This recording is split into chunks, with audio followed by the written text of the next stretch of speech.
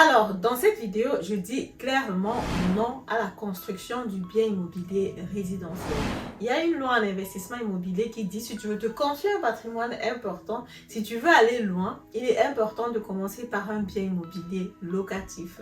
Parce qu'effectivement, quand tu commences par le bien immobilier résidentiel, il est possible que tu arrives à tes limites très rapidement. Naturellement, c'est toujours au cas par cas et c'est ce que je vois avec toi dans la première consultation qui est gratuite. Mais dans cette vidéo, je veux aller encore plus loin et te dire carrément non au bien immobilier résidentiel. Parce qu'effectivement, il y a des personnes qui vont toujours vouloir commencer par le bien immobilier résidentiel. Mais même dans ce cas de figure, il y a deux types que tu peux choisir. Tu peux prendre un bien immobilier déjà existant ou alors tu prends un bien immobilier que tu vas faire construire. La construction du bien immobilier, je te dis carrément no go. Ne commence pas par cela, sinon tu peux te trouver dans les complications. Je vais t'expliquer dans les détails dans cette vidéo pourquoi je dis ça. Reste surtout jusqu'à la fin de la vidéo parce qu'effectivement, le dernier point risque de te surprendre et moi je te retrouve après le générique.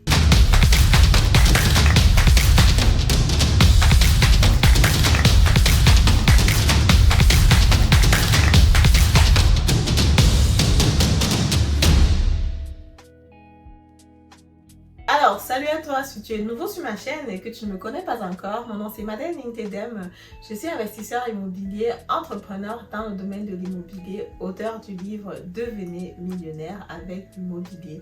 Si le domaine de l'immobilier t'intéresse, si le domaine de l'immobilier te passionne, c'est que tu es ici au bon endroit. Je t'invite tout simplement à t'abonner à la chaîne, activer la cloche de notification pour ne plus rater le contenu que je partage très souvent sur cette chaîne. Si tu penses que tu remplis déjà les conditions pour acheter un bien immobilier ici en Allemagne, tu peux me contacter. La première consultation est gratuite pour que je te présente des biens immobiliers qui se trouvent dans mon réseau. Le plus important pour moi aussi, c'est déjà de te comprendre, de te connaître, de voir comment te conseiller pour que tu puisses améliorer tes conditions financières en Allemagne, ton mindset pour pouvoir aller plus loin, pour pouvoir te construire un patrimoine important et aussi pour pouvoir avoir une santé financière saine. En fait, les deux vont de pair parce qu'effectivement, pour investir dans l'immobilier, tu as besoin comme ça d'une banque qui va financer le projet et pour que la banque finance le projet, il faut que la banque se rassure que toi, tu es comme ça quelqu'un qui a une bonne santé financière. Voilà, allons donc comme ça sur la thématique du jour. Pourquoi est-ce que je dis non à la construction du bien immobilier? Premier point, c'est déjà de dire qu'effectivement, la construction du bien immobilier, c'est vraiment très théorique.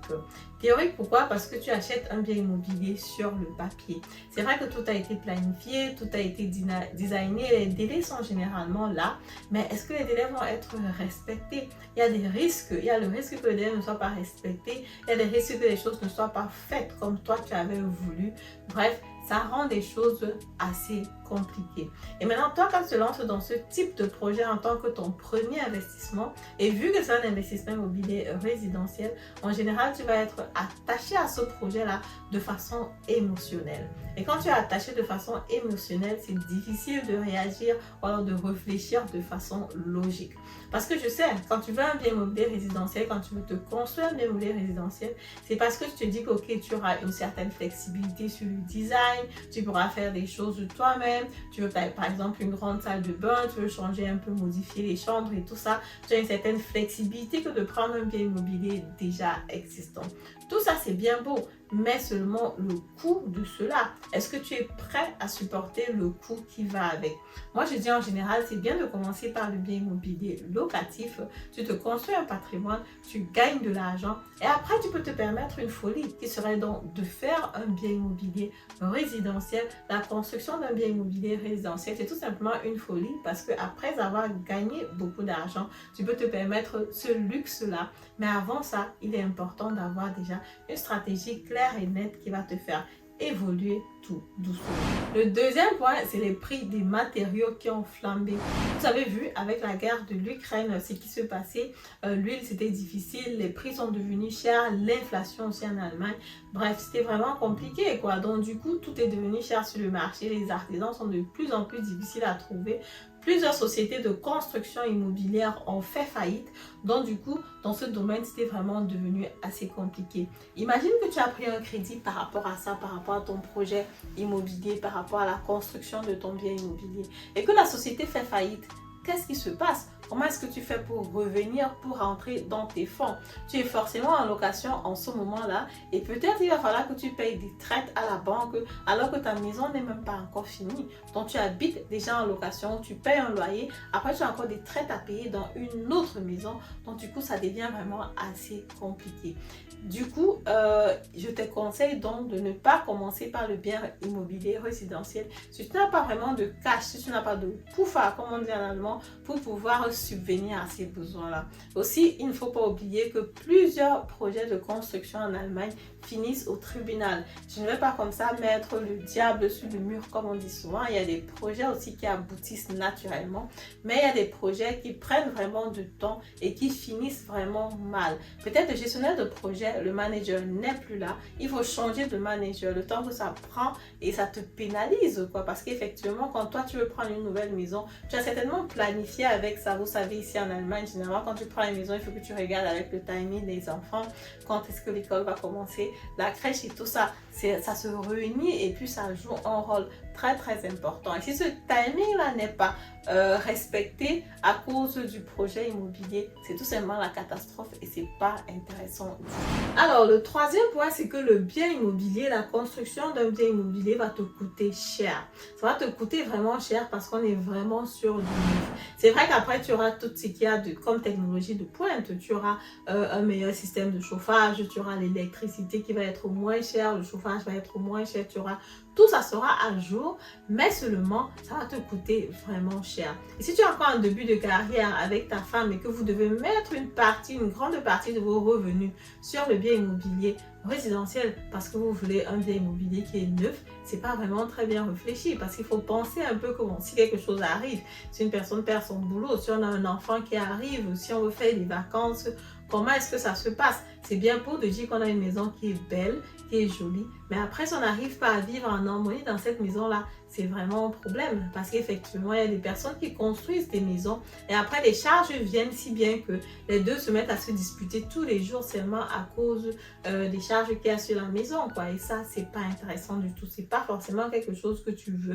C'est bien de commencer mollo par rapport à cela.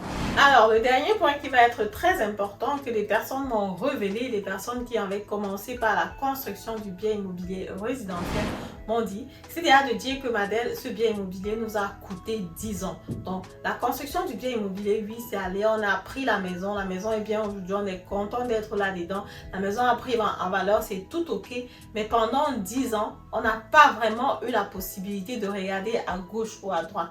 On n'a pas eu la possibilité de regarder d'autres investissements. On était vraiment serré, on était vraiment concentré sur cet investissement-là. Pourquoi? Parce que c'est ta maison, c'est la maison dans laquelle tu veux que les choses soient bien. Donc directement, s'il y a un truc qui ne fonctionne pas, directement tu es aux aguets, comme je disais en début de vidéo. C'est émotionnel, tu as envie que tout fonctionne bien, tu dépenses automatiquement de là-dessus parce que tu veux arranger le bien immobilier. Mais peut-être quand tu es en location et qu'il y a un truc qui se gâte, bon, c'est pas trop ton problème. Tu informes tout simplement le locataire et pendant ce moment-là, tu fais tes investissements immobiliers locatifs, tu construis ton patrimoine, sachant que plus tard, quand tu auras plus de cash, tu pourras aller sur un bien immobilier résidentiel. Les personnes qui font des biens immobiliers résidentiels après arrivent encore à investir sur le locatif. Maintenant, ça dépend juste de vos entrées, de vos salaires, de ce que vous avez donc comme revenus. Si vous avez des revenus énormes, naturellement, ça ne sera pas un problème du tout. Mais ne pense pas que tu es très malin, hein? Ne pense pas que toi qui écoutes cette vidéo, tu vas te dire non, bon, c'est vrai que ça s'est passé comme ça pour tel, mais ça va pas se passer comme ça pour moi, parce que moi je suis intelligent, je vais bien choisir la société de construction, je vais pas peut-être être émotionnellement attachée, je vais pas faire ceci. Ça va être difficile parce qu'effectivement, si 90% des personnes se retrouvent à avoir ces problèmes-là, pourquoi tout ça parmi les 10% restants, c'est possible, mais c'est tout simplement difficile. Pourquoi ne pas faire ce qui marche comme la plupart des autres personnes? Pourquoi ne pas aller sur une stratégie qui est conseillée, que les personnes ont déjà testé et ont prouvé que c'est ça qui marche? C'est ce que moi je te conseillerais de faire. Faire ce qui marche, faire ce que les autres personnes ont fait, faire ce que tu vas te dire, ok, avec le temps, tu gagnes. que d'être sur une stratégie où tu vas te dire si j'avais su, peut-être j'aurais donc dû commencer par le locatif comme d'autres personnes ont fait, ou alors comme j'entendais dire que de m'entêter à prendre un bien immobilier que je vais construire. Même si c'est joli après, même si ça prend en valeur, ça nous a quand même pris beaucoup d'argent. Ça nous a aussi pris beaucoup de temps parce qu'effectivement, le temps, c'est l'argent. C'est ce que les personnes oublient souvent. Le temps que tu prends pour t'occuper de ce projet-là, tu aurais pu être en train de t'occuper de plusieurs autres projets qui auraient pu être rentables déjà dès le premier jour. Voilà, c'est ce que je voulais partager avec toi dans cette vidéo. Si la vidéo vous a plu, comme d'habitude, je vous invite à me mettre un pouce en haut, commentez la vidéo, partagez massivement la vidéo et on se dit à très bientôt pour la prochaine vidéo. Au revoir.